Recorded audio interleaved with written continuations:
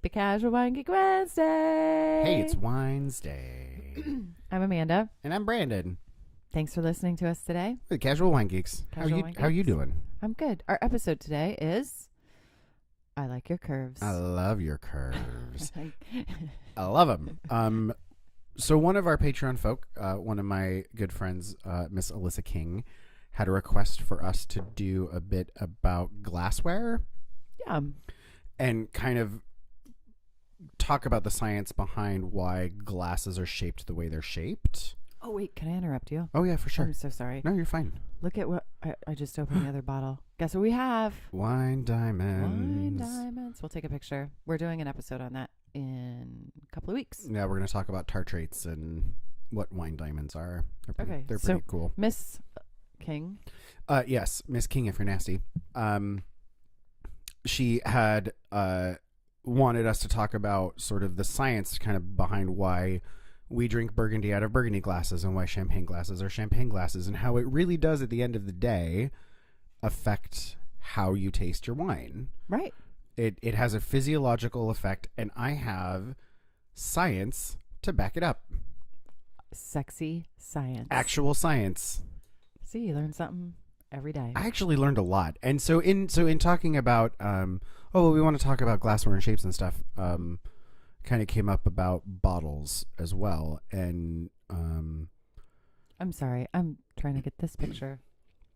No worries. Our photographer / producer / director and writer, Miss Amanda Jones. Amanda / fill in needed role here.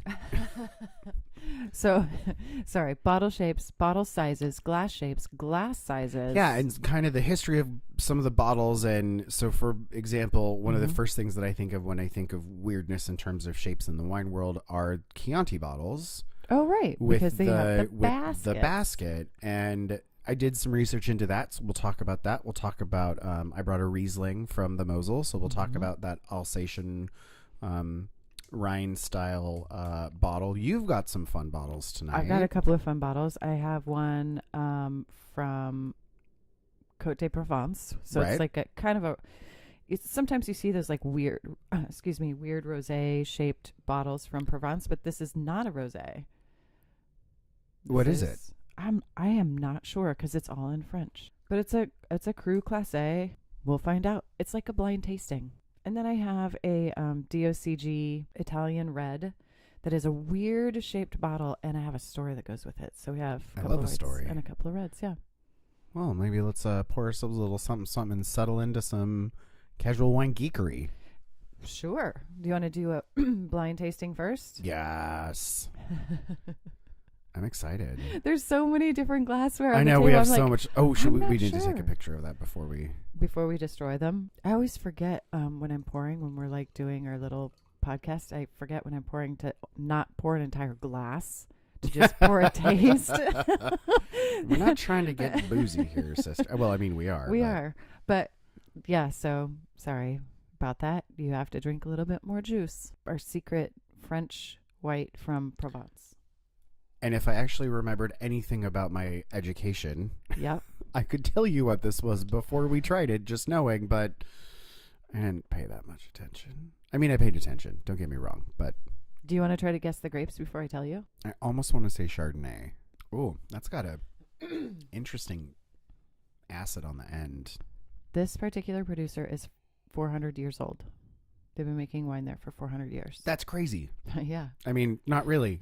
In the world of wine, people are, we started 1,000 years ago. Meow, meow, meow. It's in Provence, 550 hectares of vines. In 1950, the estate was awarded its first distinction and was designated as Cru Classé. Rollet grapes. Rollet? R-O-L-L-E? Oh, roll. Roll. Yep. That's a grape? Here it is. I found it. It's on the sticker underneath the sticker. Is it really? Yep. Roll. R-O-L-L-E. Yeah. That's strange. It's really different. It has the structure of Chardonnay. It's a little dense, but the acid at the end is real sparky. Not unlike my wit. But ching. Insert laugh track. Laugh track. I'll add a laugh track.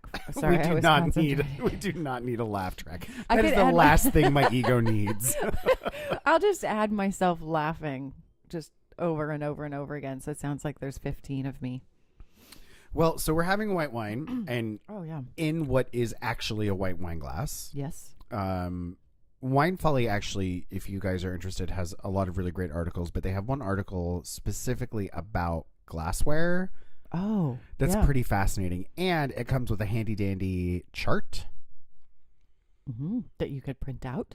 You could, or you could, they probably have one like poster size that you can get framed and hang. They've got quite a lot of awesome posters.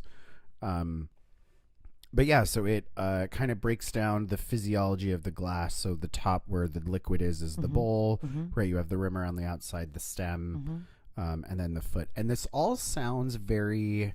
You got great stems over there. Oh, hey, thanks. If I had a nickel for every time I heard that, I'd have a nickel. It all sounds very rudimentary to kind of break it down, but it's really important when you're talking about the bell or the bowl or the rim or the lip or so that everybody knows exactly what you're talking about. Right. Yeah. And stemless glassware, while awesome and convenient, is actually really terrible because your hands, if you're holding the bowl or the bell with your hands where the liquid is, the heat of your hand actually heats the wine up. Change it. It don't do it. You also get fingerprints everywhere. You can't see through your glass. Like, hold the stem or Like the a lady. foot. Like, you'll see quite a lot of people Oh, yeah, holding the bottom. this way. I don't do because that. I have small little hobbit hands and I would drop things. I wouldn't do that because I have this like insane irrational fear that This doesn't feel I'm gonna like stable to just me. crack it in my hands. Oh, yeah. Welcome to every day of my life. Constant anxiety about breaking shit all the time. Can I just tell you that All the time. this morning I got up, I got ready to go. I stopped to get a coffee. I'm getting my coffee and I don't know, the force of nature just exploded the coffee all over me. Oh, like the water bottle? Exactly like the water bottle. Only Coffee. Oh, had pumpkin. to come back to the house, get back in the shower, change my clothes, the whole nine. Oh, well. What a day. What a day. What's happening over here? Oh, I raised my hand because you mentioned coffee and I had to add on to that. And I didn't want to forget my thought. So if I raise my hand, it helps me like... This is why I have my hand raised. Is this anyway? I got this thing going on. I have a question. I'm not going to remember. Yeah. Oh my God. That's. I was also getting a cup of coffee this morning while I was out and about on my day in my adventures, and a woman in front of me. Since it is the holiday season, eggnog is among us, and I detest it with every fiber of my being. It's wrong, and choose to fight me on it, and you will lose because it's not right. Goes against God's plan. So this woman in line, this is going to make me sound like a terrible person. Okay, go for it. Hi, I guess first of all, she didn't know what she wanted. Like, bitch, you've been standing in line for 10 minutes. Get off your fucking phone. Look at the goddamn menu. Make up your mind. It's a coffee shop and a grocery store. This is not Right. a fancy, anyway. Well, I guess I'll have an eggnog latte. Does that have coffee in it? I'm sorry. Say again. When she placed her order, I guess I'll have an eggnog latte. An eggnog latte. Period. Next sentence. Does that have coffee in it? Question mark.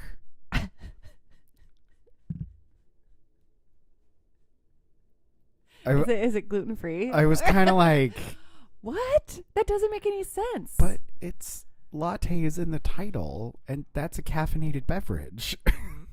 Changing the word in front of latte doesn't negate the caffeine content. Oh, God. I had a moment. Anyway, You run into amazing people during the day. the stories. The levels of like, how did you make it this far in life? I mean, hey, I'm lucky that I get my shoes tied in the morning, so I am not one to judge. I'm not kidding. Well, I can't walk through revolving doors because I have depth perception problems, so I can't tell where stuff stops and starts. It's also a safety issue. Don't ever go through a revolving door. Like, I fall upstairs. I'm Spill coffee all over you. I've been referred to as spatially challenged.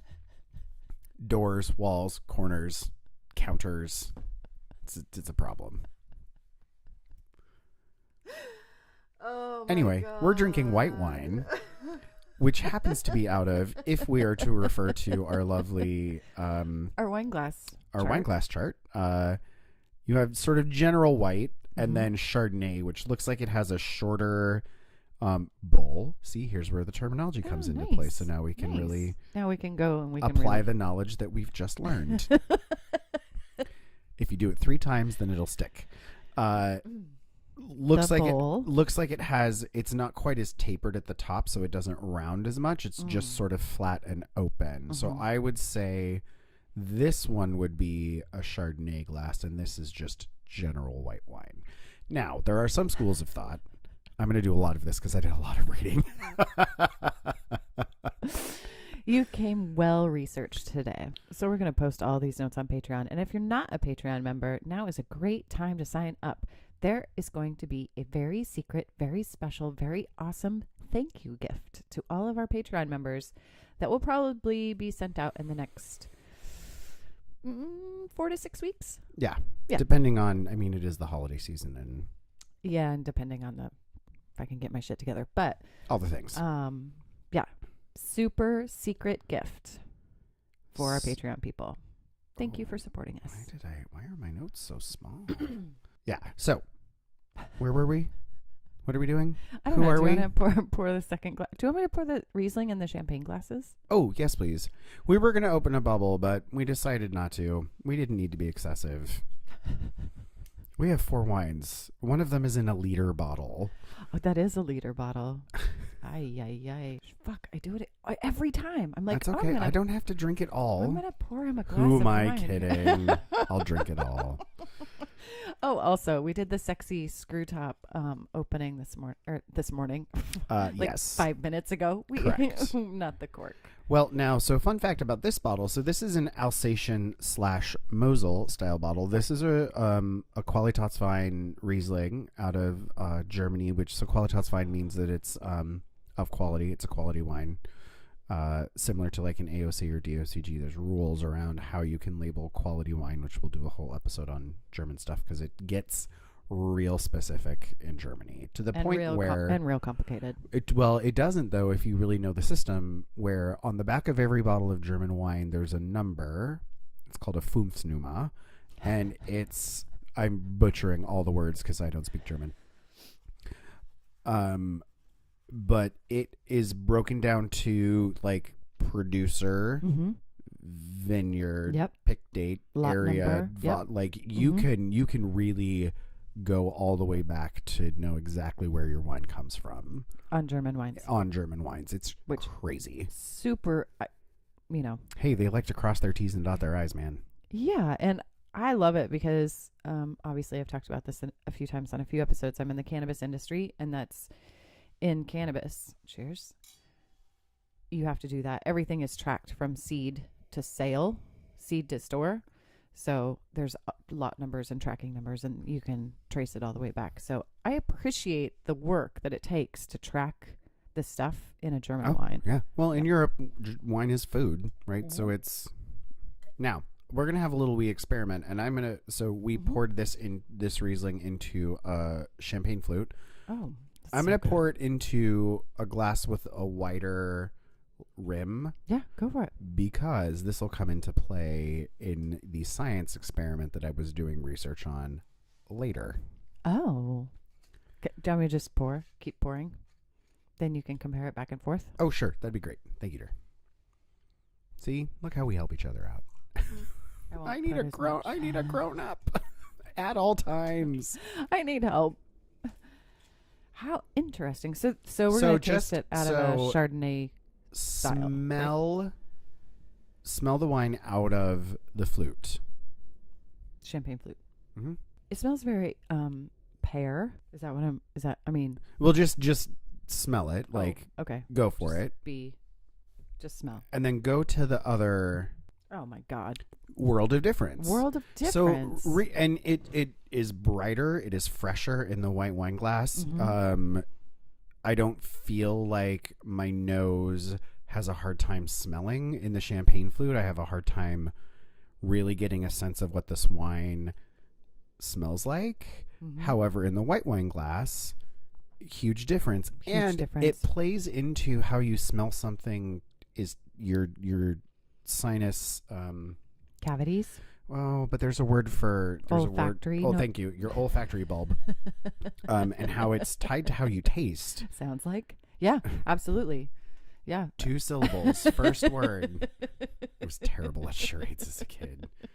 What do you mean you don't understand what that thing is? Olfactory. Yep. So if you smell it and then taste it in out of the champagne flute, and then smell it and taste it out of the white wine glass, Chardonnay glass. Yes, it's more like it's a Chardonnay glass. Yeah, I pulled all the glassware out today. It's a total world of difference on your tongue. Which we have. Sorry, whoa, that was really loud. Actually, I don't. I'm just gonna pour it out of the champagne flute into the white wine glass.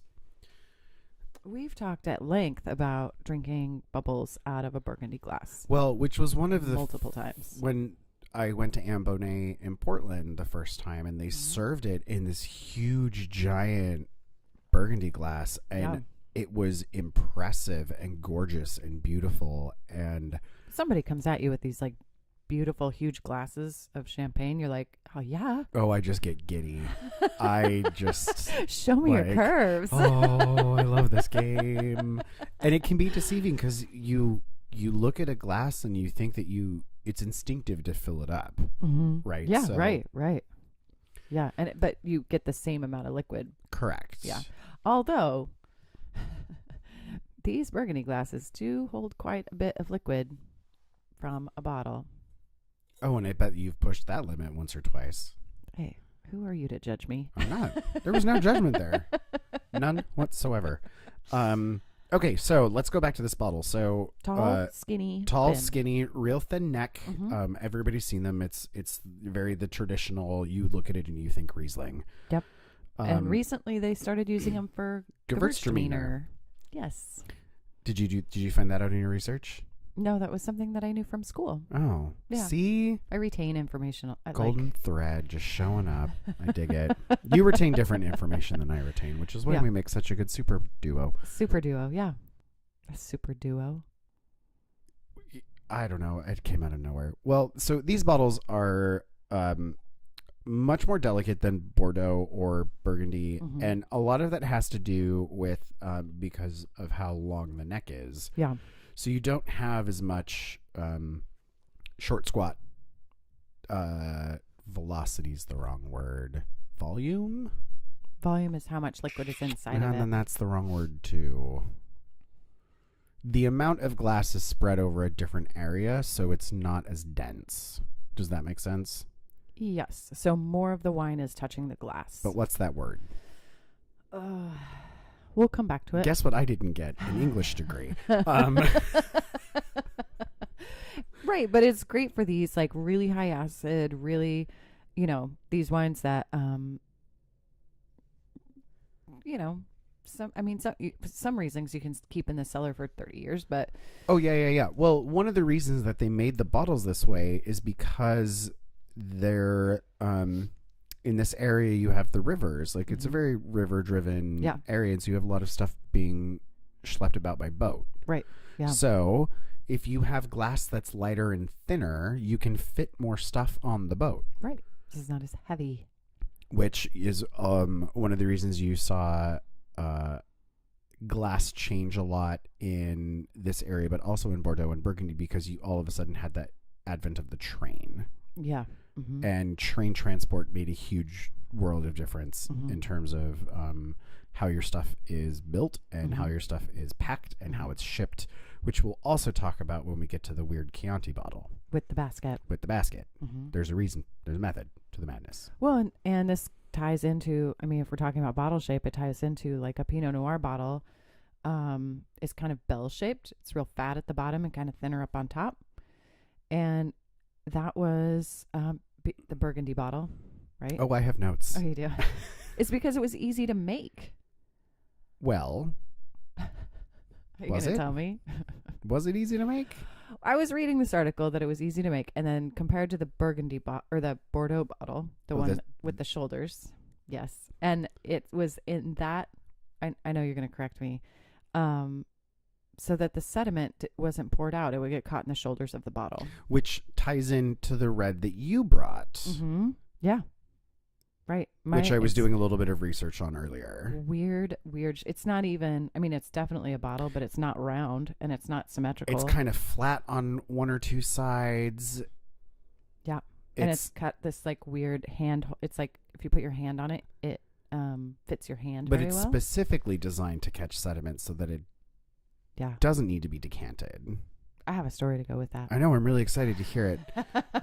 Well, Burgundy bottles are interesting because... and that's like most Pinot Noir bottles. Burgundy, obviously, is Burgundy a place. / Chardonnay. Yeah. Right. Yeah. Yeah. So curved sides on this guy exist because the design was easier for glass makers. And this was in the 19th century. So we're talking 1800s. Yeah. It was which easier for is make. about 100 years after they started really, really utilizing glass in the wine world, which I also have a ton of history on bottles and how bottles are made. I learned a lot about glass today.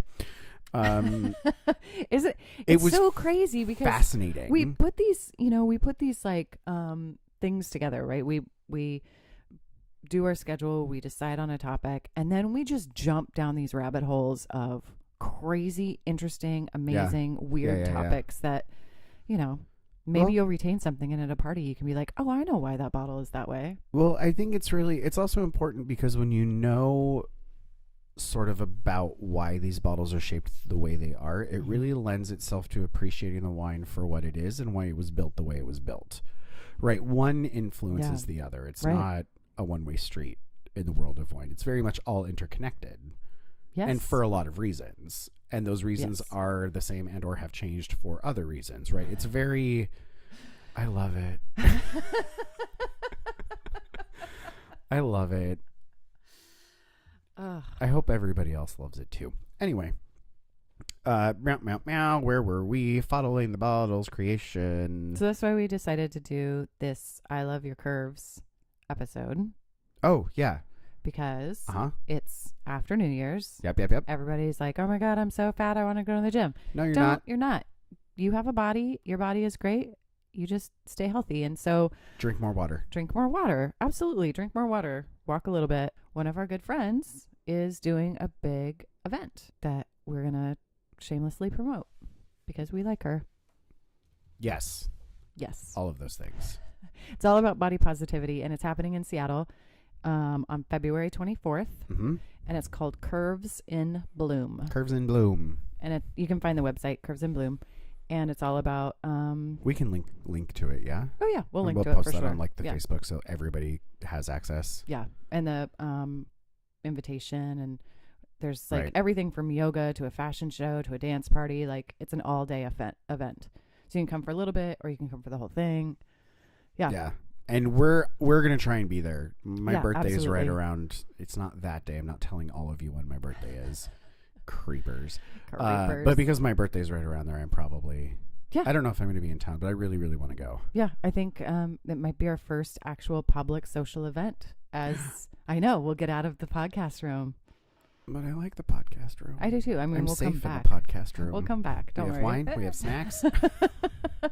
But it was a really good theme for us today to talk about bottle shape, glass shape, body shape, and feeling good about all the shapes are the way they are for good goddamn reason. Right. Absolutely. So I say. Snacks and all. So the Burgundy bottle.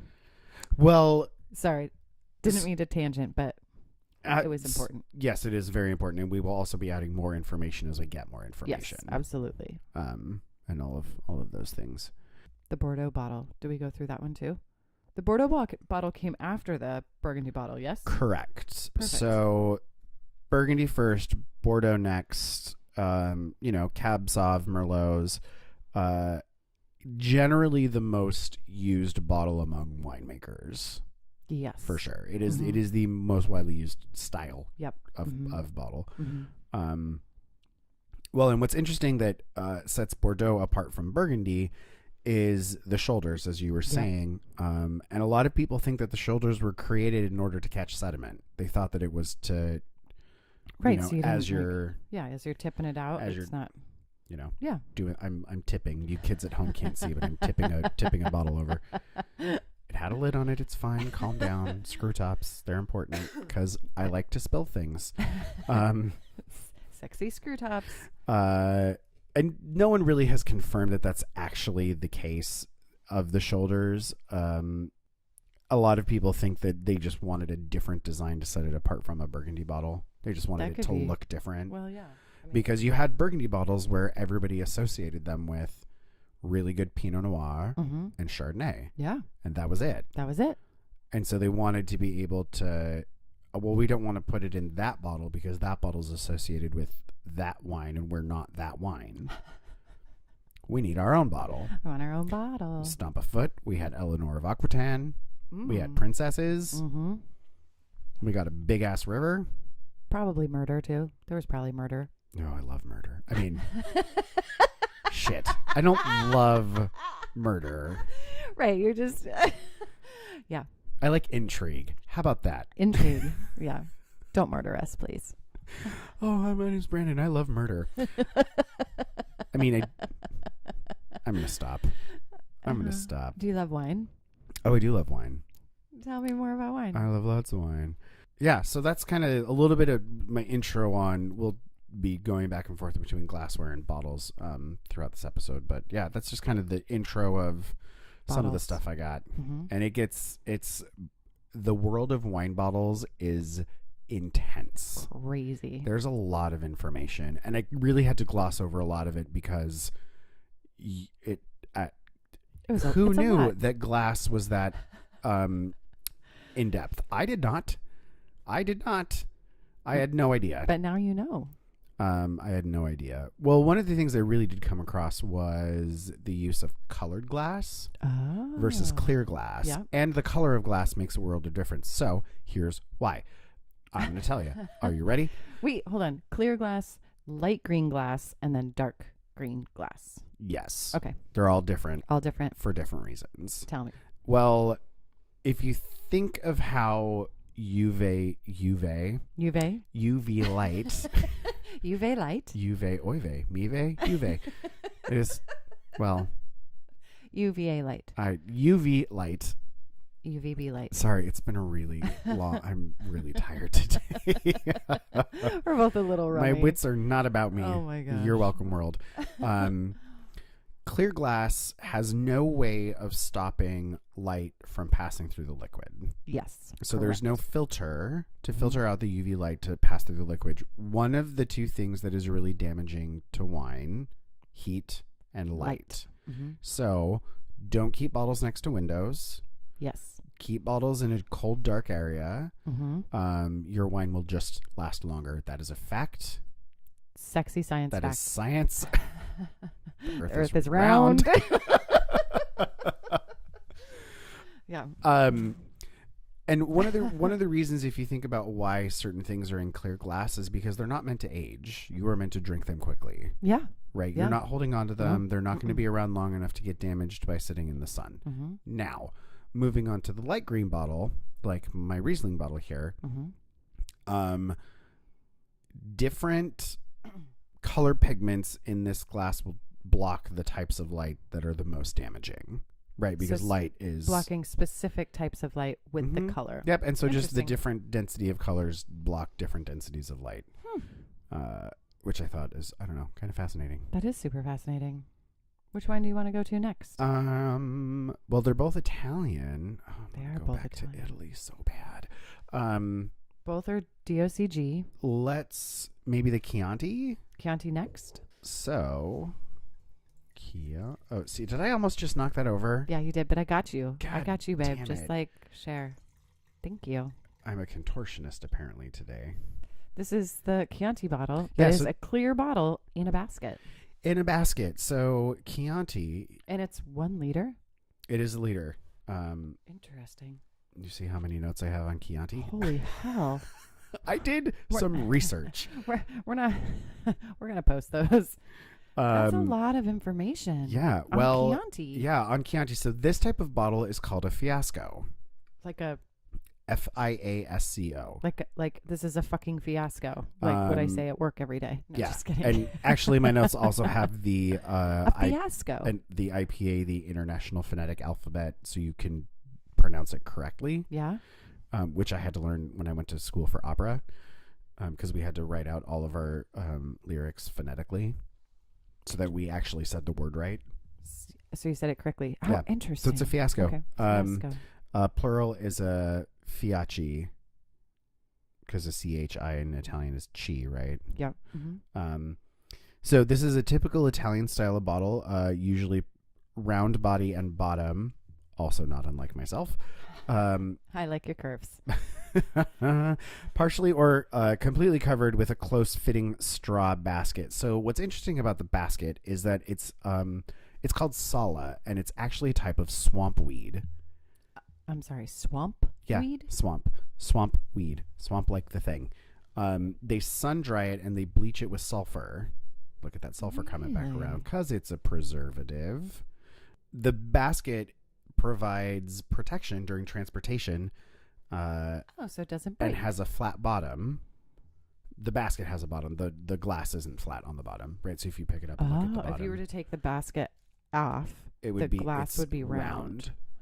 But the basket has a has a flat bottom. It's woven to have a flat bottom, and they've put a piece of plastic in there as well, but you wouldn't always get the piece of plastic. I always thought of this wine as like boxed wine, like not nice wine, but nope, it's traditional. It had to do with glass blowing. It was easier to blow that shape than it was to do others, and so similar to amphora, right, which is the clay pots that we would use to transport wine, before thousands of years wasn't ago. a thing, and they were pointed on the bottom so that you could just stick them in the ground. Yep. And we also have photos of those, which we will put up. It really just makes it easier for the glass blowers to have a round bottom, and so you started seeing these people weaving these baskets to save the wine for transport.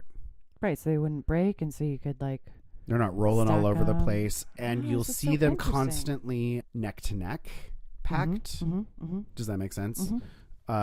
Just because of the shape, it's easier to pack them in. And it's probably perfectly shaped that the bottom takes up the top. Like it's probably perfectly halved out. I think so.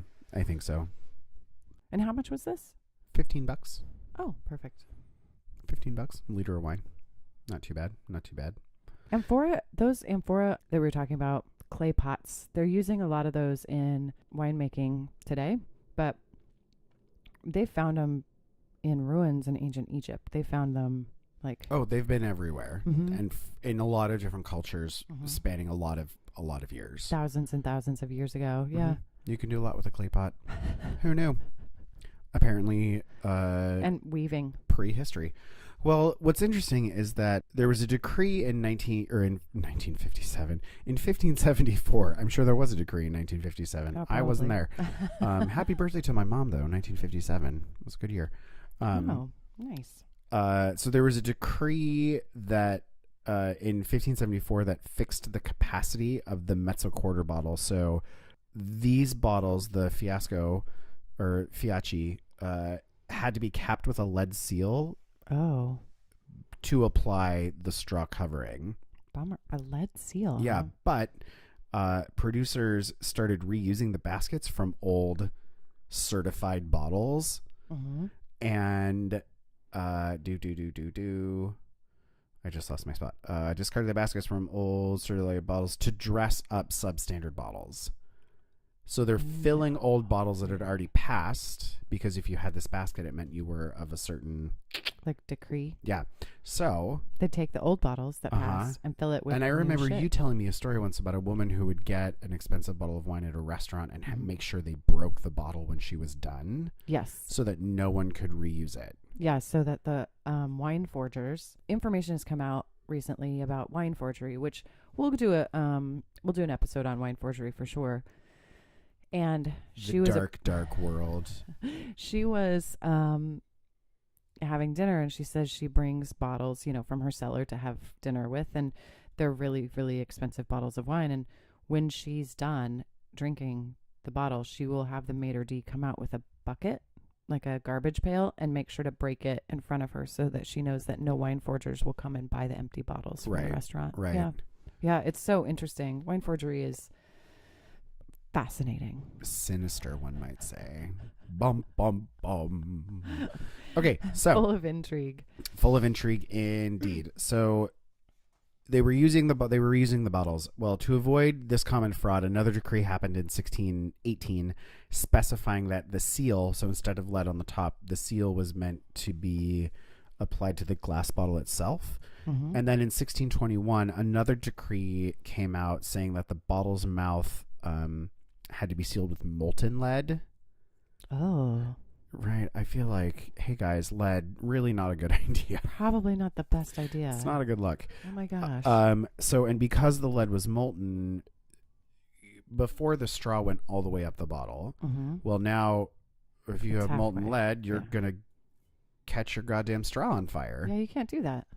Which is why you now see the baskets come up about halfway. And this is in white glass. It's like clear glass, not white glass, but it's like clear glass with straw, not green glass like we were talking about. Right. Which is even more interesting. Right. But this is also table wine. Yeah, right. it's This table wine, is for sure. low grade DOCG Chianti. Still legit, Chianti, right? Yeah, still from the area, still and still made in the regulated ways. all the things. It's just not fancy pants Chianti. It doesn't need fancy pants. It's got a straw skirt. You're welcome. Oh my God. Instead of going somewhere where you have to dress up and wear fancy pants, wouldn't I'll it be just wear a great to straw skirt. Straw skirt. What are you for Halloween? A bottle of Chianti. You're welcome. Oh my God. That's our Halloween costume. You're next year. welcome. So they now have the bare shoulder, right? So they're calling this. In the early 20th century, manufacturers started to employ about 1,000 glass blowers and 30,000. 30,000. 30,000. That's how math works. Good God. The earth is round. Jesus Christ. They employed 30,000 basket weavers. So a manufacturer. 30,000 basket weavers? Yeah. That's like 1,000 legit... glass blowers and 30,000 basket weavers. Holy shit. That's a lot of people. That is, and that's just not that long ago. It's bigger than the town that I grew up in. So you had the Manufacturers Association, which was established in 1933. You then move into the 50s, where all of a sudden you're getting automated machinery. So you have automated basket weaving now. You don't have to take a class to learn how to basket weave. Right, underwater basket weaving. Oh, it was a terrible joke. It fell flat. Anyway. It didn't fall flat. I'm just a little slow. So most of it's automated now. Yes. The odds of hand blown glass and basket weaving. Yes. Yeah. Because for $15 shipped over here from Italy, there's not much margin, I would imagine. Yeah. Right. How interesting. Well, before wine existed in bottles, we can maybe talk about this for a minute. Glass has been around since the Romans. However, not widely produced. You didn't because really it's a little bit difficult. Yeah, well, you didn't really start seeing actual glass until about the 17th century. Which is when there was a big timber shortage that led to the creation of coal-fueled furnaces. So you all of a sudden have a hotter furnace, so you can get stuff to a higher temperature to actually do the things. Which there's a really cool glass. I'm pretty sure the Chinese figured that out way long before the Europeans did. Guaranteed, yeah. There's a great glass blowing studio in Georgetown in Seattle. Oh, we should go sometime. Yeah. Anyway, so creation of we found out that coal-fueled furnaces are really great. Glass was super fragile for storing and transporting wine. Hand-blown bottles were more often used for serving wine. Yeah. And so you would have your wine in barrels or clay pots and then transfer it to a bottle to serve it with. Yeah. Because it was pretty delicate, because they couldn't get it up hot enough. Yeah. And, and when necessary, some of the teardrop shaped glass bottles were wrapped in straw, like we see, to prevent breakage. So after you have this invention of coal burning furnaces, sand okay, let me dial it back. So sand won't melt into glass until the heat reaches about 1500 degrees. It's pretty hot. 1500. Hotter furnaces in the 17th century, these coal furnaces, really allowed for the creation of thicker and darker glass. So you have this ability now, also paired with cork, in terms of a stopper Rather than lead. Because fun fact, lead's kind of poisonous. Maybe you shouldn't put that in your food. Don't eat those paint chips.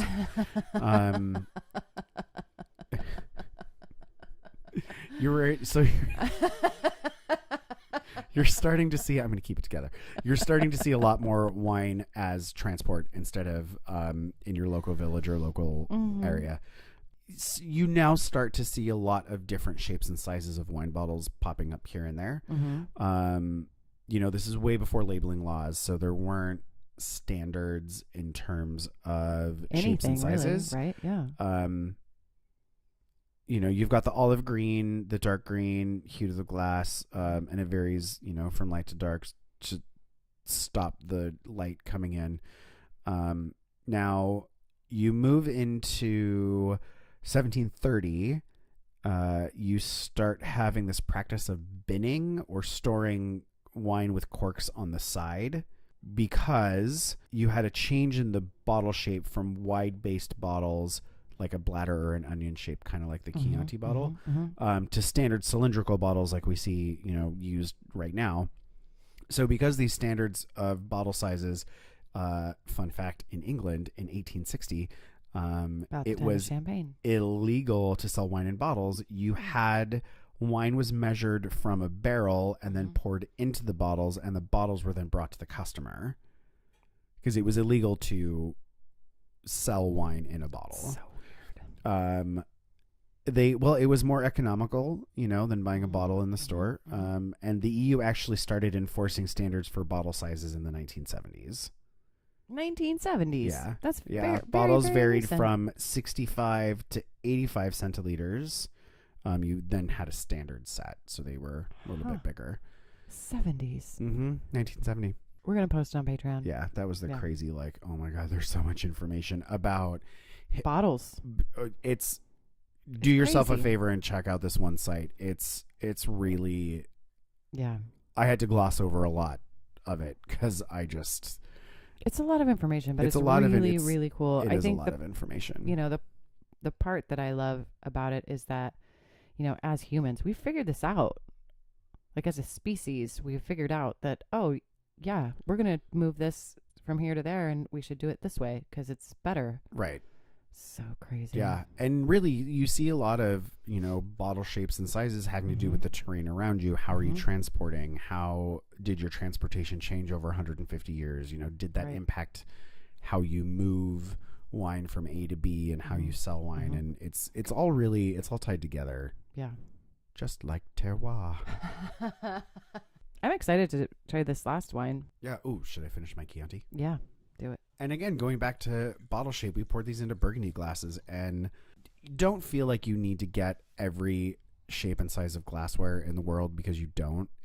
You don't need 19 different types of glasses. But it's fun to have. Well, yes, but I would suggest something with a really, really wide mouth like this. Burgundy glasses are really interesting in terms of the ability to really get you to smell. Yeah. Yeah, that's true. That's absolutely true. I love getting glassware at thrift stores. You can get amazing glassware at different kinds of thrift stores. And I usually get 4 of each because you can find, 2 to 4 of each. And I like busting them all out. That's a good Chianti. Yeah. I wish it was in Italy. I wish I was in Tuscany drinking Chianti, but God. I saw pictures recently of where we were over the summer, 2 summers ago, and they have snow. Right now? Which kind of blows my mind. That's bananas. Yeah. Anyway, cheers. Cheers.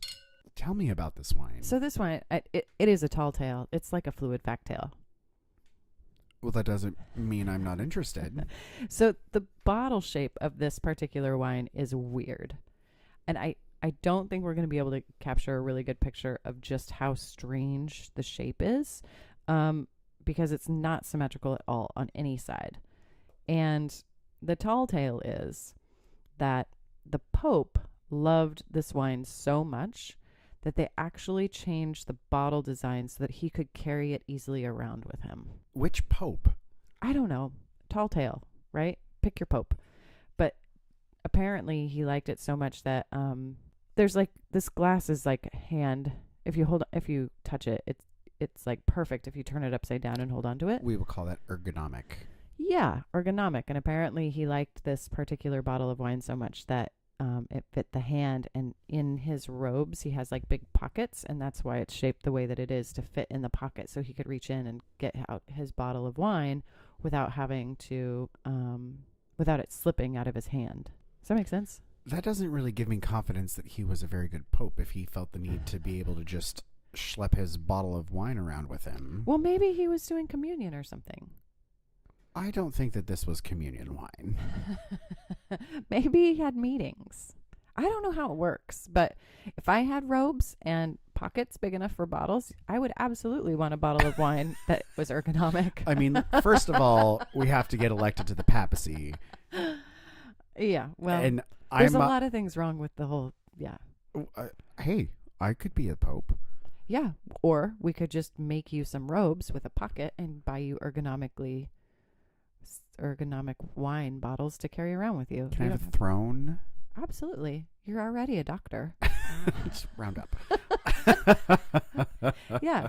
We'll make you a little wine throne. This is really good. Yeah, Wait, so do you know what this wine is? No idea. I mean, I did some research. I did look it up, but Well, it's promptly forgot. It's Piedmont, right? Yeah. Mm-hmm. I'm going to guess. I almost want to say Nebbiolo.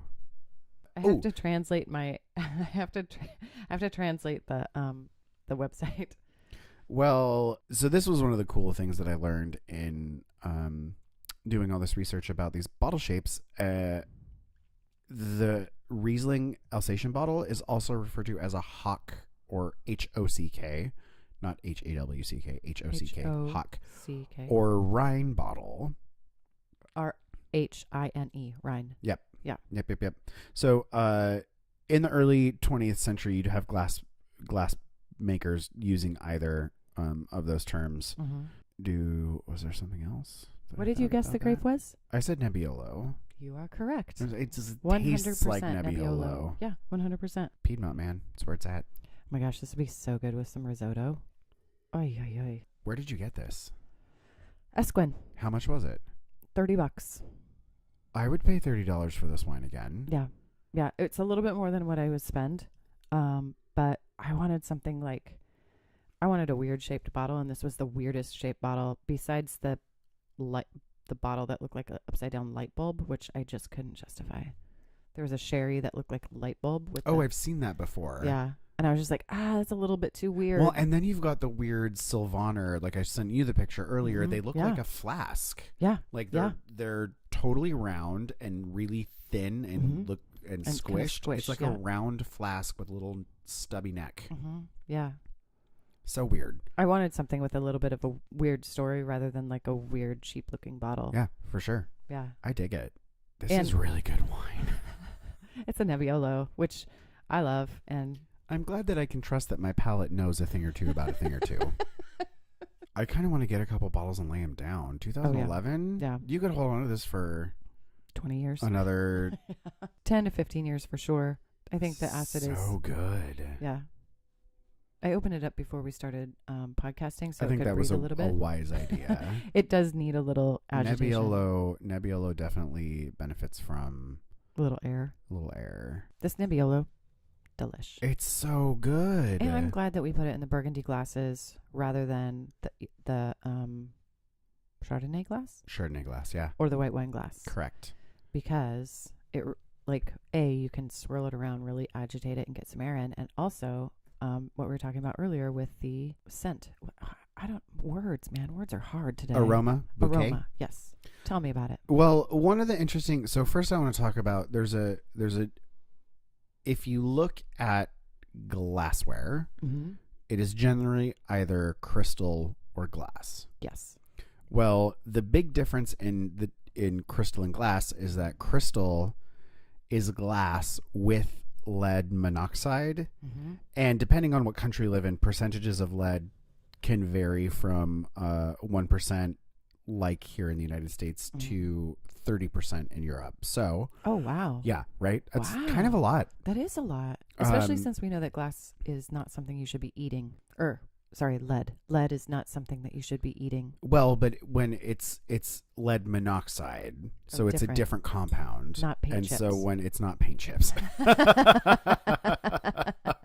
Paint chips, that is not. Well, a lot of glass manufacturers also make lead-free crystal, right? So that's a big, you see, I feel like that's a big, we don't have lead in our crystal, it's totally safe. Big marketing thing. And they'll use zinc or magnesium oxide, which will help refract light. So if you're cutting crystal, like it'll help it be more refractive and sparkly. Interesting. Who doesn't like a sparkle? I don't know. You're not my friend. I don't want to be friends with them. So using leaded or lead-free crystal for glass wine is pretty popular for two reasons. You've got a lot of minerals causing the glass to have more light refraction, like we just talked about. The other one is that the inclusion of those minerals in the glass making process makes it more sturdy. Oh, interesting. So a little bit more hardy. But you can spin it thinner. So you can still get a thin glass, but because of the molecular compounds of what makes up that glass is stronger than normal, you can get it thinner and still have it not crumble on you. Interesting. Yeah. Regular glasses don't shine the same way as crystal. They don't sparkle the same because they don't have the same mineral compounds in the actual glass making process itself. However, more affordable, right? Like regular glass is just more affordable. Yeah, it's way more affordable. The end. Here's a question for you, and you might have come across this in your research. We know that light and heat are no bueno for wine. Oh yeah, the number two enemies of wine. Well, and then oxygen, but that's a whole different thing. Love-hate relationship. But in regards to glassware, it's interesting how people would want these like cut crystal glass that refract wine. Refracts light into the wine that wine is not supposed to have light in. Does that make sense? Well, but you're not storing it. That's true. It's for minutes or maybe an hour. It's not. And it's just oxygen is the more important factor at that point than light is. Do you think that it's just to show off the color of the wine? Do you think it's just to like show off how pretty your glass is, like a pimp cup? All of the things. Really? You think so? Interesting. Do you think the Pope had a pimp cup? Really nice please, lead cut crystal. Hope to God, like if God could give me one wish, I would just hope that the Pope has a pimp cup. Terrible people. Oh, what was the joke I told you earlier? We were texting earlier today. Your Chianti. Oh yeah, no. You asked if you needed to pick up a Chianti for me because I was actually having a hard time finding one with the basket. One with the basket, because they're very decorative and they're very chintzy and I like them, but I realize why people don't. And because straw is not like a decorating tip. No. Yeah. And maybe not. Raffia does not a decorating decision make. It really does look like raffia. It does look like raffia. I don't remember what I said, but it was really funny. Oh my God. I remember standing in the middle of a store cackling. You were because first of all, if we're talking about people's shapes and curves and you need to love yourself, I think that I'm hilarious. You are hilarious. Whether or not people agree with me, I don't give a fuck. Second, I laugh all the time on this podcast. I laugh out loud probably 7 to 10 times a day. I love it. Okay, so I text you. I said, need me to pick up a Chianti in a basket or anything specific for recording later because sometimes on Wednesdays our days are fucked. Yeah. And it's just like one of us or the other of us is just like, oh my God, can you bring an extra thing? Can you do this? Whatever. So I just checked in. I need a grown up. Yeah, I need a grown up. Oh my God, I need a grown up. Be my grown up for a moment. I need a safety buddy. Yeah. So I text him and he goes, oh goodness, no. Him, like you're not here. Oh goodness, no. You've got the Chianti to my heart. But I spelled it out, and I spelled it CHI hyphen Yep. Mm-hmm.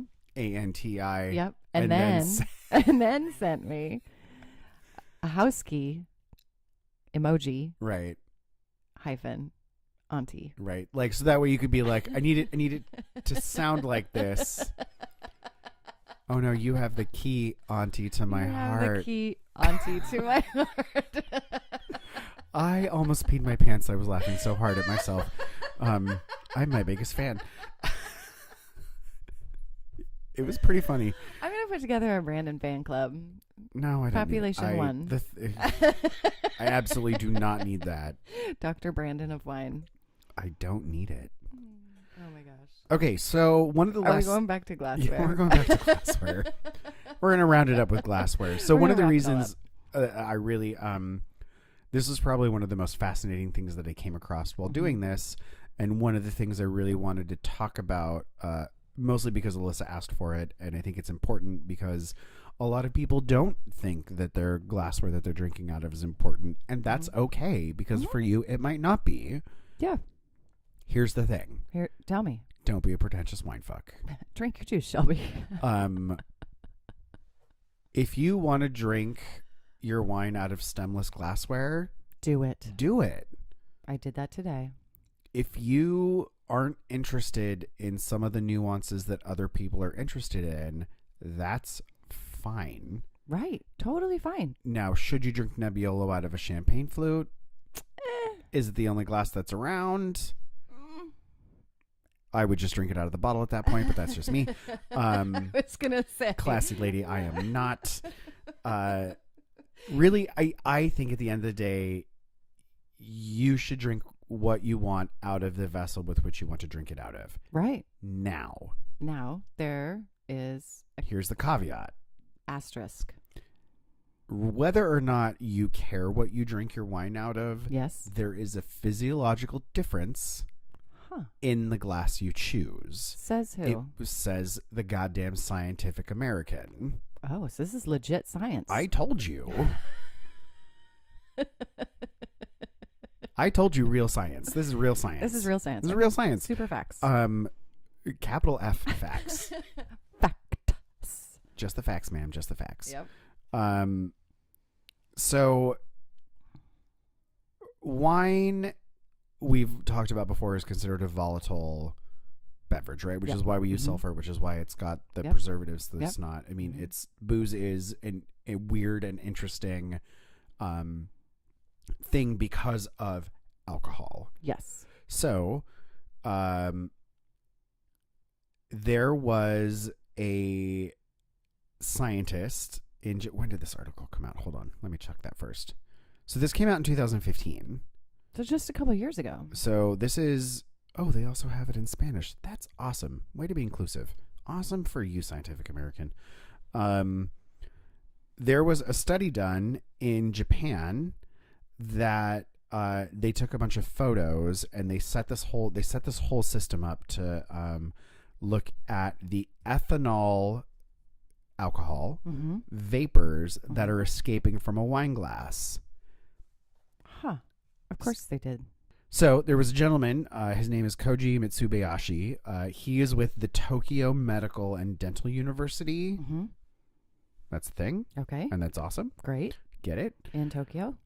Where they had, he and a bunch of his colleagues took a mesh with this certain enzyme, alcohol oxidase, which converts low molecular weight alcohols and oxygen into aldehydes and hydrogen peroxide. Aldehydes and hydrogen peroxide are the things you smell. Interesting. When you're smelling aldehyde. Yep. Horseradish peroxide and luminol were also put into this mesh, and together, like compound, they initiate a color change response to oxygen peroxide. So I was going to say luminol is the color change agent that they use in blacklight for looking for murders. Oh, not murders. I was going to say forensic evidence, but yes, murders. It works too. It's all inclusive. Yeah. So they then put this mesh on top of a wine glass, and then they took photos with a camera. How interesting. Watching over, so they're over the top of the wine glass with the mesh on the top, and all different kinds of glassware. Yeah, there was an interesting map with the concentration distribution of ethanol levels leaving the glass. So here's where it gets interesting. Different glass shapes and different temperatures bring out different bouquets and finishes in the same wine. We all know this. Yeah. If you have something that's really cold, it's not going to smell the same as something that's room temperature, which is not going to smell the same as something that's been heated. Right. Yeah, absolutely. So, same wine, all three temperatures, not the same. In just talking about glassware temperature, which is why if you're holding on to the bowl or the bell of the glass with your hand, the heat from your hand will heat the glass, which heats the wine. Right. It's a transference of energy. Right. Science. So his team analyzed different wine in different glasses, including different shaped wine glasses, a martini glass and a straight glass, all at different temperatures. Wow, really? Yeah. So at 13 degrees Celsius, I grew up in the United States where we don't believe in Celsius, which is bullshit. Fluid facts. Anyway, so at 13 degrees Celsius, the alcohol concentration at the center of the wine glass was lower than around the rim. So the rim was higher than the center. So wine served at a higher temperature or from the martini or the straight glass did not exhibit a ring-shaped vapor pattern. So this ring phenomenon allows, I'm quoting now, this ring phenomenon allows us to enjoy the wine aroma without interference of gaseous ethanol.